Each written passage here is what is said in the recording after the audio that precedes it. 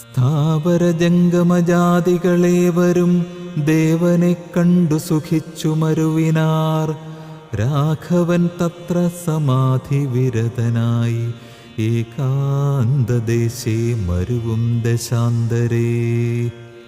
ഏകദാ വന്ദിച്ചു സൗമിത്രി സസ്പൃഹം രാഘവനോടു ചോദിച്ചരുളിടിനാൻ. കേൾക്കയിലാഗ്രഹം പാരം ക്രിയാമാർഗമാഖ്യാഹി മോക്ഷപ്രദം ത്രിലോകീപദേ. വർണ്ണാശ്രമികൾക്കു മോക്ഷദം പോലതു വർണ്ണിച്ചരുൾ ചെയ്യുക വേണം ദയാനിധേ.